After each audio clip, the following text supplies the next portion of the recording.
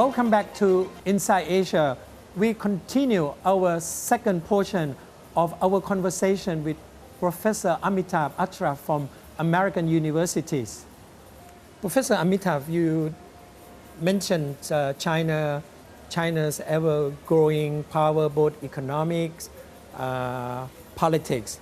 Do you think China will one day assume the international responsibilities like the United States or other Western countries? Well, that's really, I would say, the billion-dollar question for the future of world order.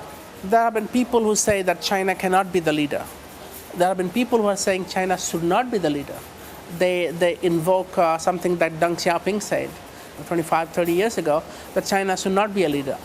But that was then, and this is now. It is impossible for a country like China to become the #1 economy in the world and not have an international responsibility. This it's not going to happen. That China has to have an international responsibility. Then the question is, what kind of responsibility? In what areas of responsibility? The first obvious sort of place would be economic, financial. That's where China has a lot of clout, a lot of resources, and we see that happening. China, especially after the 2008 global economic crisis, China was pushed into the limelight, and with certain amount of discomfort, I would say, but started playing the role, and in G20 and in a variety of forums. But it's still a far cry from what the United States did when the United States became the #1 country and economy in the world. There are some very striking differences. One is that the United States actually was both an economic and a military leader. After the Second World War, it became the global hegemon, both economically and militarily. Now, China is not in that situation militarily. Second, the United States somehow created this image of a benign superpower. Of course, every country in the world, not to the Soviet Union, but to the most of the world, the United States is a benign, emerged as a benign superpower. China is not seen in that light yet. China is seen as a kind of a China rise is peaceful. You don't accept that? No, I do. I don't dispute that possibility of that. I do not deny that China could become could actually have peaceful rise. But at the moment, we're not totally sure of that. And I will tell you why. And this is where the point you brought about comparing the rise of the United States and rise of China is very valid, very important. When the United States became a global power, it did a couple of things. One is it created a number of institutions, and they are multilateral institutions. The UN, IMF, World Bank. Those institutions meant U.S. policy, U.S. preferences, U.S. power is channeled through a cooperative framework, and it legitimizes American power. So that's why the United States came to be seen as a benign superpower, even when it was doing a lot of bad things, like intervening in affairs of other countries. China has not set up any such institutions. It doesn't have the opportunity yet. So it's getting into some of the institutions, but we have to see whether China can really develop these institutions in a way that is providing public goods, but not excellent point. Sort of entirely Chinese institutions. China is having this great opportunity in Southeast Asia.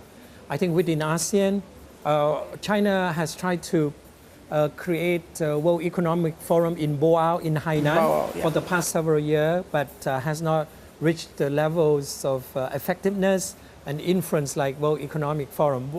What do you think? I think partly because of inexperience. China is still a new actor. So, remember, during the Cold War, Chinese spent most of their time arguing against everybody else. And it's only in the last 10 years or so, 20 years, that they have given a seat at the table and treated with respect. And also from their own side, they are not imposing their ideology or arguing against everybody else. So China hasn't had the time. You also need a lot of training and resources. You need a good foreign service. You need a good diplomatic corps. And China is acquiring that. Its foreign policy, foreign service, foreign diplomatic officials are increasingly more capable and more sophisticated. But it's going to take some time. Also, there is a kind of residual feeling of suspicion and hostility towards the rest of the world that holds China back. It takes a long, we're still being ruled by a communist party, which fought against the West for a long time.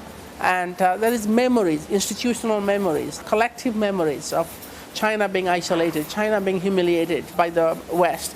That hasn't disappeared. So all this is going to take some time. At the same time, China also needs to put more resources into international institutions. It's not enough just to ask for leadership.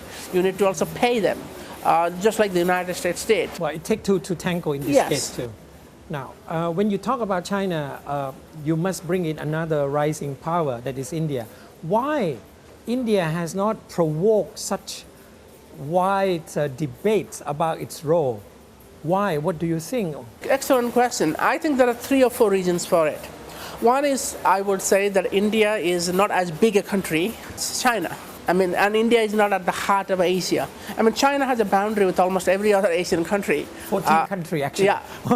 So the very size of China creates fear. It's such a big, huge country. Second, the Chinese have a history of thinking of themselves as the center of the universe, the middle kingdom Zhongguo, syndrome. the concept of Zhongguo. Exactly, the middle kingdom.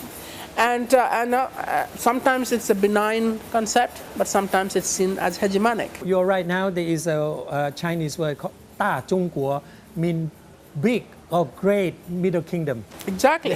When you start talking about middle, big, you invoke that kind of a feeling. And India is not, again, in the same situation, at least in the wider Asia, it's not. But the third reason, do not underestimate that. India is a democracy. It does have change of government. It treats its people theoretically with a lot more respect and tolerance. It tolerates diversity. It has media freedom. Now, all these things create some sort of a trust and lessens the fear of a rising country. When China becomes more open and more plural, I think it will lessen the fear of its neighbors about China, a China threat, such things. But why India has been so inhibited in exporting its democratic values? What were the obstacle or this kind of psychological impediments? This whole idea of exporting values is a very Western thing. I mean, it's only the Americans that always talk about it. It's kind of something in the American psyche or in their DNA that they will not only look good, but they will want everybody else to be like them. The Chinese don't convert So people. you don't think it's in Asians' mental frame at all? Not in the Asian mental frame. I mean, in the case of India, I could say, I mean, maybe sound a bit frivolous, Hinduism doesn't do proselytizing. Hinduism doesn't accept converts, doesn't want people to be converted to Hinduism. That may sound trivial, but I don't think Indians go around converting other countries to their culture. What India has done traditionally, and we're sitting in Thailand, which is a classic example of being exposed to both Indian and Chinese and Western influence. Now, the Western influence sometimes came as kind of form of imperialism, but the Indian influence came because the Thais voluntarily accepted Buddhism and Hinduism because they thought it is something that suited the local environment. So the local initiative was important in bringing Indian culture to Thailand, and that's probably the way we have, the Asian way of diffusing ideas and norms, I think is a little different in that sense. I'm not saying it's purely a cultural process, but in this part of the world, we have many more examples of ideas that are spread through people voluntarily accepting those ideas rather than those ideas being imposed by outsiders. Somehow, this whole idea of democracy promotion that everybody must look like with the West, it's the United States which is basically associated with that kind of an approach. If that is the case, then I think what happens in this part of the world with increased number of democracy, it will produce its own kind of character, Southeast Asian character. Don't you agree with that? It will be a democracy promotion in a very soft way. Look at what Indonesia is trying to do. It's set up this Bali Democracy Forum. It's supposed to be a discussion, a learning forum for democratic values and norms. Now that's very different from the way George W. Bush wanted to promote democracy in Iraq and the Middle East. So in the Bali Democracy Forum, it's not a club of democracies. It's not an alliance of democracies. They invite the Chinese, they invite the Burmese, they invite Vietnamese. All the stakeholders, in other words. Come and talk about democracy rather than you must learn democracy today. Okay. So I think, again, I don't want to sound like there's a cultural Asian way of doing things, but I think in this part of the world we're far more tolerant of diversity and difference than, say, what the United States has done in its worst moments. The United States is a benign country, it's a force for good in the world in many respects, but sometimes it acts in the most intolerant fashion. Okay. America have melting pot. In Southeast Asia, we have diversity in unity. So you would support this kind of notion? I mean, Southeast Asia is also a melting pot internally. I mean, there are many countries where cultures have mingled and melted, not only in the last 100 years, but over millennia. I mean, over the last thousands of years. I mean, look at Malaysia. Who are the Malays? I mean, where do they come from? Even the culture of countries like Thailand, Indonesia, it's a combination of, in the case of Indonesia, Hindu, Buddhist, Islamic, layers and layers of different influences. And Southeast Asia, to me, is the best example of the melting pot. And at the same time, it is a country that also respects diversity.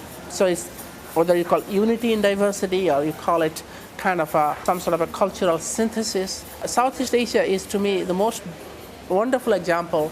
Have different cultures and different ideas not only coexist, but they interact, they melt, they synthesize. After the Cold War, the role of Russia has been transformed. With the new political landscape, in your view, where is the appropriate place for Russia? Well, Russia has gone through so much upheavals. It fell in a big way from being the superpower to being a very ordinary power, and partly because of political reasons, partly because its economy was not performing. Then, thanks to the rising oil prices, Putin was able to bring Russia back in the ladder of power. But again, Russia does have some very significant structural problems. It has got a very aging population. Its population is getting depleted and not replaced. And Russia also, oil prices are volatile. Russia's economic fortunes will be substantially dependent on that. It has a bit of a resource curse in that sense. But I think, and Russia still is very much a Western-oriented country. I mean, they talk about Asia Pacific. They talk about having an Asian sort of orientation, but generally, Russia is a Western country. But like America, Russia also claim that it is Pacific powers. It is a Pacific power, but the United States has a lot longer direct involvement of all kinds, cultural, political, and also do not forget, the United States has a very large population from Asia Pacific, as who are Americans, the diaspora. Whereas Russia doesn't have people from India or China migrating to Russia. I mean, of course, there are Chinese in the frontiers of Russia, but Russia is not a Pacific country in terms of demography, in the way the migrant demography, in the way the United States is. So in the United States, you go to the West Coast, you'll see that Asia is right here. You don't have to go to Asia.